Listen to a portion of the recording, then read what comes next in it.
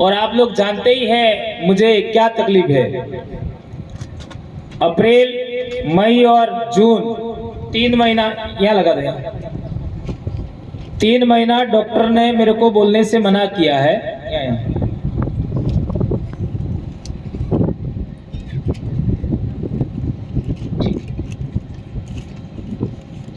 अप्रैल, मई और जून तीनों महीना डॉक्टर ने मेरे को बोलने से मना किया है। और वो मना इसलिए किया है कि मैं 2011 से तो बीमार हुई हूं इस सफेद दाग का, लेकिन एक और बीमारी है मुझे जिसको पैंक्रियाटिस कहते हैं, और उसी के साथ साथ तीसरी बीमारी आपका पथरी का भी हुआ था, जिसका ऑपरेशन भी हुआ। ऑपरेशन होने के बाद मेरा मुंह जल्दी सूख जाता है और शरीर में पानी की कमी हो जाती है। इस वजह से बहुत सारी समस्या आती है, इसलिए डॉक्टर लोगों ने बंद ना कह रखा है। तो आप लोगों को जो जानकारी हमें देनी है या देना चाहते हैं वह हम देते रहेंगे, लेकिन हम लोग जैसे जैसे हमको शरीर जवाब देगा, शरीर इजाजत देगा, ऐसा काम होगा। जैसा कि अभी सभी वक्ताओं ने बहुत सारी बातें आपके बीच में रखी और आपने सुना। दोस्तों, आज की तारीख में आदिवासी परिवार की कितनी इज्जत बढ़ी, कितना विस्तार हुआ, यह आपको ज्ञात तो होगा ही होगा। लेकिन मैं एक बहुत बड़ी बात और कहना चाहता हूं। आज हम लोगों से एससी के लोग भी सीखना चाहते हैं, हमारे साथ खड़े रहना चाहते हैं। ये पिछले 2 महीनों में बड़ा बदलाव हुआ है, ये आप समझ लीजिएगा। एससी के लोग, और इसी का उदाहरण जयपुर में जो एससी एसटी की महापंचायत हुई, उसमें हमको इनवाइट किया गया। वहां पर किसी को निमंत्रण नहीं दिया था और हम कहीं पर भी बगैर निमंत्रण नहीं जाते। हमने हमारी बात रखी कि हम कहीं पर भी, हमारे इलाके में भी कार्यक्रम होता है, हम बगैर निमंत्रण नहीं जाते हैं। तो सीकर के भाई थे एससी के, और हमारे यहाँ के एससी के भाई थे, वो आपका वहां से उन्होंने बात किया, और यहाँ अपने डूंगरपुर बांसवाड़ा के एससी के भाई थे, वो मेरे पास आए और उन्होंने कहा कि जिस तरीके से आपका संगठन काम करता है, उसी तरीके से हम लोगों ने योजना बनाई है कि हम लोग आपका कोई मंच नहीं बनाएंगे जिसके ऊपर किसी को बिठाएंगे नहीं, और जो सामाजिक कार्यकर्ता हैं वो केवल समाज की बात करेंगे, कोई राजनीति की बात नहीं करेंगे। तो उन्होंने मंत्रियों को भी ऊपर नहीं बिठाया, नीचे बिठाया। आप लोगों ने वीडियो देखा होगा। ये बड़ा बदलाव हुआ। और इसी तरीके से इसी 14 अप्रैल को गांधीनगर में बहुत बड़ा रैली है, बहुत बड़ा। और इस रैली को लेकर के हमारे यहाँ इलाके के जो हमारे आदिवासी भाई हैं, वो भी इंतजार कर रहे हैं कि हम वहां पर कब जाएं। पूरे गुजरात के एससी ओबीसी लोगों का बहुत बड़ा कार्यक्रम है वो, और उसमें भी अपन को इनविटेशन दिया, निमंत्रण दिया। ये बात मैंने क्यों कही आपको? सबसे पहले ये बात इसलिए आप लोगों को कही है, अब हम लोगों को थोड़ा बड़ा दिल रखना पड़ेगा, बड़ा दिल रखना पड़ेगा। हम लोगों को ये जो आपका पिछड़ा वर्ग है, एससी वर्ग है, उन लोगों के साथ में सह संबंध कायम करना होगा, ये मैं कहना चाहता हूं। एससी लोग तो अब की बार आदिवासी सिस्टम पर ही काम करना चाहते हैं। इसके ये दो बड़े प्रमाण आपको बताए मैंने। इसलिए मैं कहना चाहता हूं कि हमें बड़ा दिल रखना है, और मैं पूरे आदिवासी समाज से आह्वान करता हूं, पूरे आदिवासी समाज से, आपका कोई भी संगठन हो, कोई भी पार्टी हो,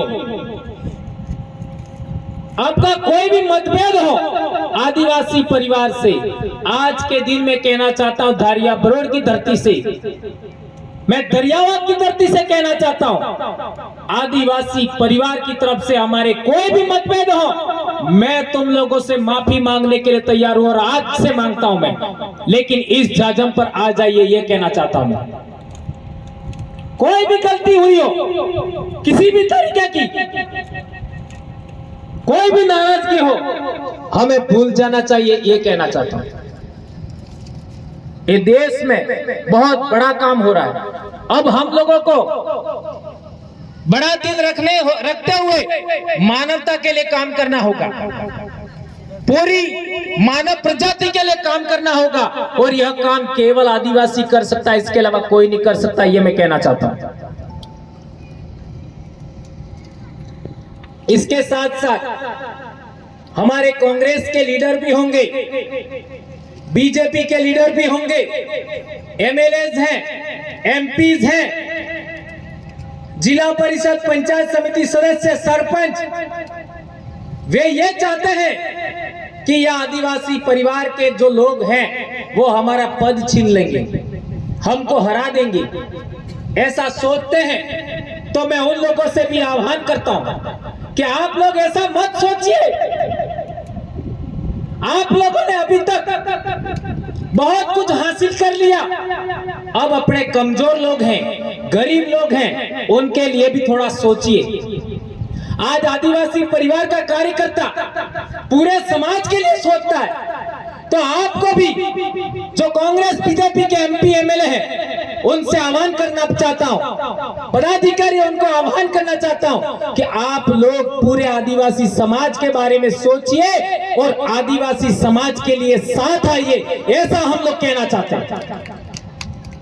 जिस तरीके से क्रांति भाई ने आपको रेफरेंस दिया, राजपूत समाज एक हुआ, सभी पॉलिटिकल लीडर एक जगह बैठे, जाट समाज एक हुआ, पूरे पॉलिटिकल लीडर एक जगह बैठे, ब्राह्मण समाज एक हुआ, सारे राजनीतिक लीडर एक जगह बैठे।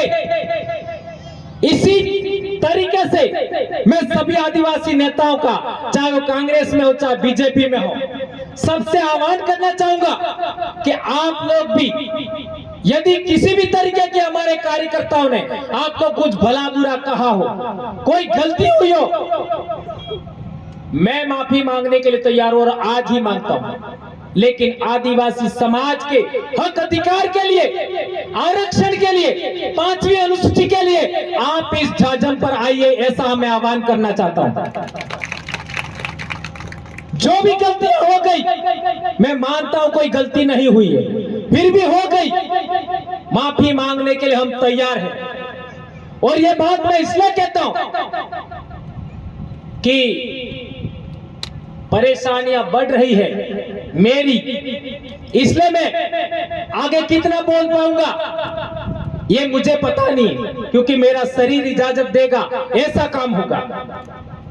लेकिन आज की तारीख में हमारे कार्यकर्ताओं की संख्या इतनी बढ़ गई है, ये समय कम पड़ रहा है, उसका कारण भी वही है। और लास्ट में मुझे रखा जाता है, क्योंकि मेरे रखने के बाद, मेरे बोलने के बाद लोग चले जाते हैं, इसलिए सभी कार्यकर्ताओं को मेरे से आगे बुलवाना जरूरी भी है। ये बात को मैं समझता हूं, इसलिए अब मैं ये चाहता हूं कि मेरा समय भी आप लोगों के लिए देना चाहता हूं। मैं महीने में या 2 महीने में जब भी मेरा शरीर अच्छा रहेगा, उस समय बड़ी संख्या में जो लोग इकट्ठा होंगे वहां आऊंगा। शेष कार्यक्रमों में आप बोलिए, ऐसा मैं कहना चाहता हूं। इसलिए आप लोग जिद मत करिए। मेरे सामने समस्या आ जाती है, लोग मेरे घर आ जाते, निमंत्रण लेकर के जिद करते, नहीं आपको आना ही पड़ेगा। भैया मेरा शरीर ठीक रखना जरूरी है, ये भी आप लोग समझिएगा। और जब आप मेरे घर पहुंच जाते हैं तब मेरी ड्यूटी बन जाती है कि मैं ठीक हूं या नहीं हूं, जाना ही पड़ेगा। ऐसा नहीं होना चाहिए। मेरे को लिखने दीजिए। जितना अच्छा लिखूंगा मैं उतना अच्छा आप बोल पाएंगे, ऐसा मानता हूं। बिल प्रदेश कैलेंडर कोई खूंटी पर टांगने के लिए नहीं है, ये कोई तारीख दर्शाने के लिए नहीं है। मोबाइल में भी तारीख होती है, मोबाइल में भी महीना होता है, ये जानकारी के लिए है। ये बात हमें समझना पड़ेगा। लगे हाथ बात रखने से पहले एक और बात कह देना चाहता हूं। पिछले दिनों अपना कार्यक्रम हुआ लसाड़िया में, और वहां क्या समस्या है आप लोगों को सबको पता है कि हमारे अपने भाई हैं, वो अपने आप को क्षत्रिय राजपूत मानते हैं, रावत मानते हैं, आदिवासी नहीं मानते। ये बात बड़े पैमाने पर वहां सभी लोगों ने कही थी और उठी थी। इसके बाद अपना पाल बलुआ और सेमारी में बात हुई, वहां पर भी ये बात उठी। हमारे सरसिया में भी रेवेन्यू रिकॉर्ड में कई भाइयों के रावत लिखा हुआ है, और आपका यहां तो लसाड़िया के तो आप सब जानते ही हो, मुझे ज्यादा कहने की जरूरत नहीं। आप लोगों के आग्रह पर हमने कहा, क्योंकि हमारे वहां पर जो रोतो की पाल है, पाल लेम्बरवाड़ा, पाल लेम्बरवाड़ा के किसी भी बुजुर्ग आदमी को जाके पूछिए, किसी भी बुजुर्ग को जो देश आजाद होने से पहले पैदा हुआ, हम लोग काफी समय से काम कर रहे हैं, उनको भी पूछोगे तो हमें थान सिंह, मान सिंह, ये हमार वडील था, वे चित्तौड़ थकी आए आप जाम कहीं देखने नाम थान सिंह, मान सिंह, और वो स्वयं कहते हैं अनपढ़ लोग ये चित्तौड़ के आसपास, राजसमंद के आसपास, कुंभलगढ़ के आसपास जितने खंगारोत लगाते हैं, रावत लगाते हैं, वे हमारे भाई हैं। ये उन लोगों ने हमको बताया था, और इसी आधार पर हमने बोला कार्यक्रमों में, और आप सब जानते हो उनका शस्त्र